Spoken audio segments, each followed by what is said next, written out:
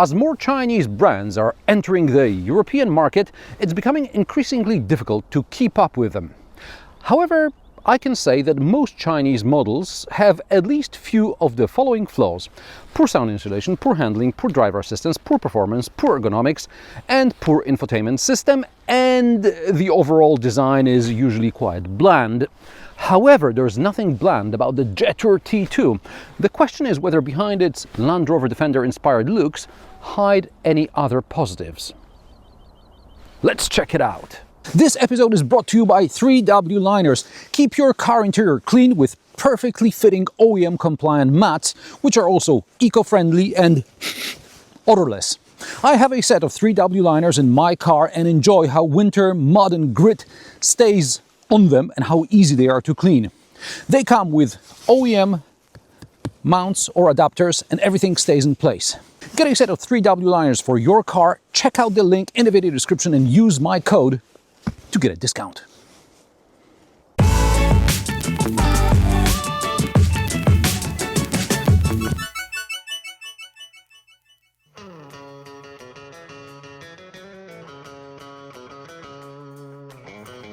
The Jetour T2 is a Chinese SUV with some light off-road capabilities. The Jetour brand belongs to Chery, the same company that offers, among others, Omoda and Jeykou. Designed by former Porsche designer Hakan Saracoğlu, the T2 debuted in 2023. Over the past couple of years, I've seen a lot of them in Dubai, where it seems to be an affordable alternative to the extremely popular Land Rover Defender. And since people are buying it in a desert country, it must be at least okay off-road, right? Stay tuned.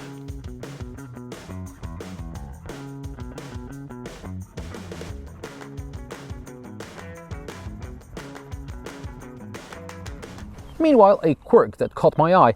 At the bottom of the front bumper are these two elements that look like towing eyes, just like in a real off-roader.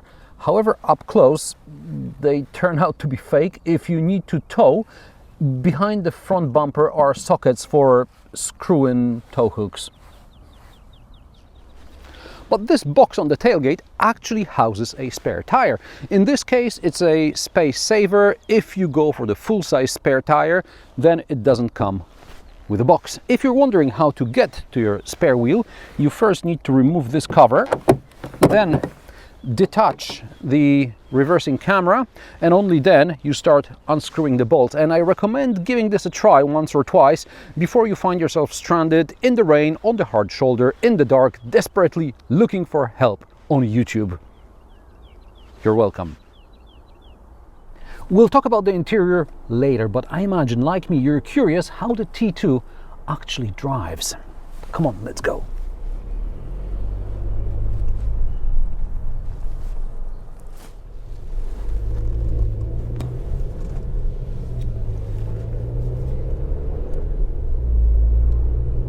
I'm recording this review in March 2026. In Poland, the Jetour T2 is still offered based on an individual vehicle approval. This means the car is generally safe to drive, but no one will complain that it doesn't have, for example, the Intelligent Speed Assist ISA.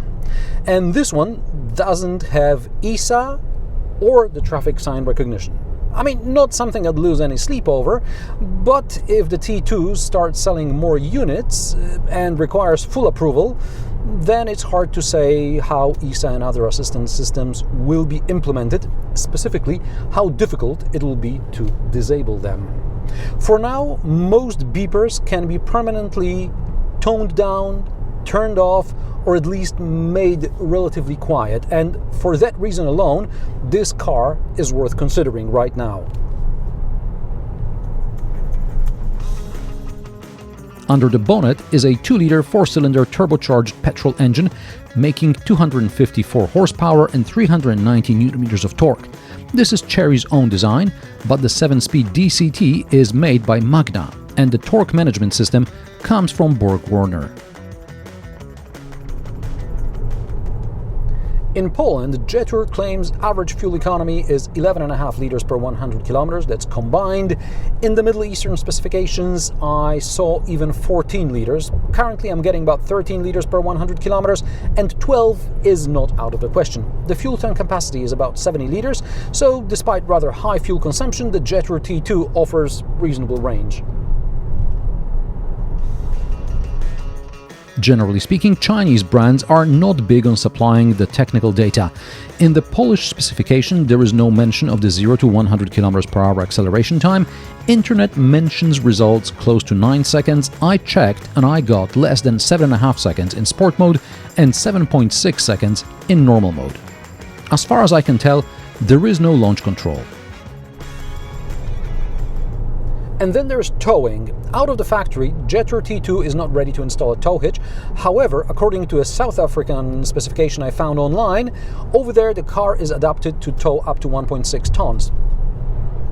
How does it drive? Well, if you like driving an off-roader, meaning high driving position, soft ride and some body roll during cornering as well as diving during braking, then you're in for a treat. And I like that, by the way. I had no problem with the Defender or the Land Cruiser handling. Unfortunately, I cannot afford these two SUVs. The steering is light and surprisingly precise for this type of a vehicle. That's taking into account this soft suspension setup I mentioned.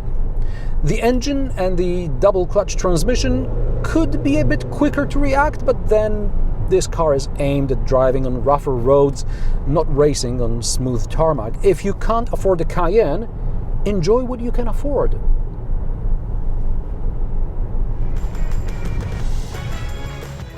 Visibility is decent and soundproofing is okay.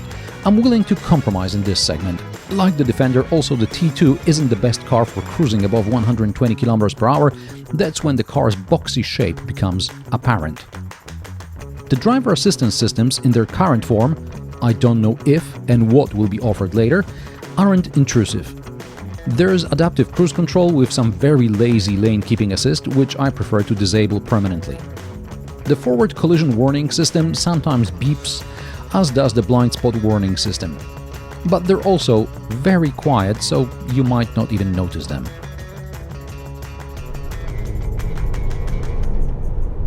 I couldn't find information on the turning circle, but judging by how awkward it is to reverse 90 degrees into my driveway, I suspect the Jetour T2 isn't the most maneuverable vehicle out there. Measuring over 460 centimeters bumper to bumper, or almost 480 with the spare wheel on the tailgate, the T2's dimensions fall between the Defender 90 and Defender 110. Like the Defender, it's over 2 meters wide, but at 188 centimeters, it's about 8 centimeters lower than the British off-roader. Of course, there's a 360-degree camera, which makes both parking and off-roading easier, and with that said, I think it's time to drive off the beaten path. This little off-road course I sometimes use has been repaired in recent weeks, so the drone footage shows it's quite easy. Since I fly the drone and Anna does the driving, there's only so much we can film. I later drove in some deeper sand, but have no footage of it. I can assure you the T2 got through it on road tires and I didn't even have to air down. So chances are you're going to get stuck much further than you'd like to walk back to get a tractor to pull you out. I used the mud and sand mode and turned traction control off. There are also several other modes for different surfaces, as well as something called the X mode, which should adapt to the terrain. But from messages displayed on the screen, it seems it's better to select the right mode yourself. There's a button on the screen that activates enhanced cooling. It's called off-road radiation for some reason. Anyway, I don't know why the manufacturer didn't make this an automatic feature. Perhaps this is a way to quickly fix problems with standard cooling system after the experience in the Middle East. There was a squirrel. It made it. Unfortunately, the manual doesn't specify under what conditions this additional cooling should be used. I went to a different location where I occasionally take real off-roaders, and at first the Jetour was doing very well. However, in deeper wet sand, I began sensing this is the time to get out or at least air down. Also, all-terrain tires would be nice, especially since there is also no low-range transfer case. There is a crawl mode, but it's not the same. If the going gets tough, you can shift gears manually, but in rougher terrain, it'll definitely be a limitation. There is also no manual diff lock. Everything happens automatically.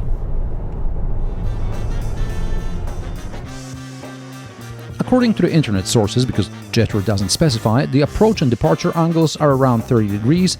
There is no data on the breakover angle. Ground clearance is 22 centimeters. The car can also wade in water up to 70 centimeters, and there are even depth sensors, but I'm not brave enough to test those.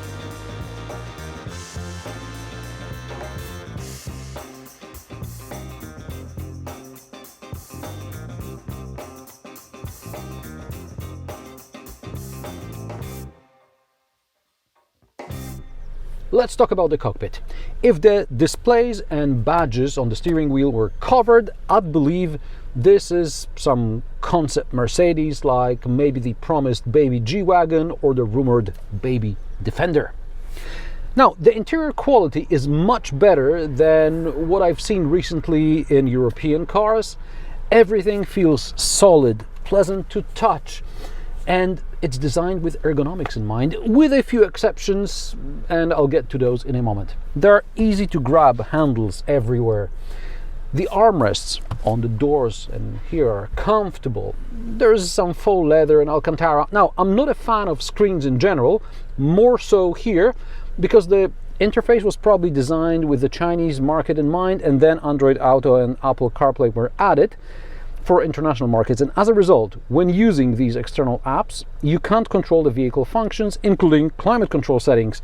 Therefore, it's best to program this special button on the steering wheel to take you back to the main screen so that you can fiddle around with settings and then go back to Android Auto.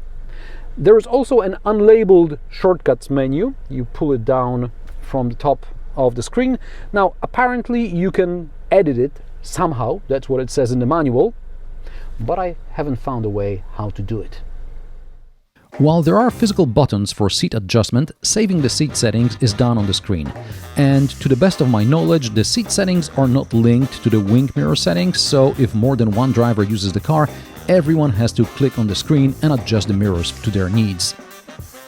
If disabling ESAP, when it finally arrives, will require clicking through a multi-step menu every time, the Jetour will lose a lot of its appeal for me.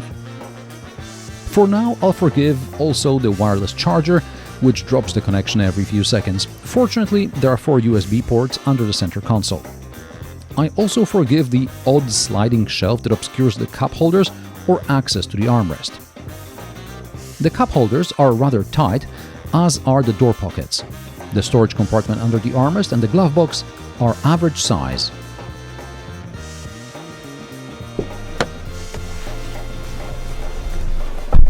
There is a lot of legroom and good headroom in the back. There are AC vents, USB-A and USB-C ports. Now, the Chinese somehow managed to design a four-wheel drive SUV with a flat floor in the back, something the Europeans can't do even in a front-wheel drive hatchback. There are pockets in the backs of the front seats. The door pockets are tight, as are the ones in the front. There are cup holders in the armrest. The rear backrest splits 40-60. There is no ski hatch. To create a flat loading area, you have to raise the seats first and then fold the backrests.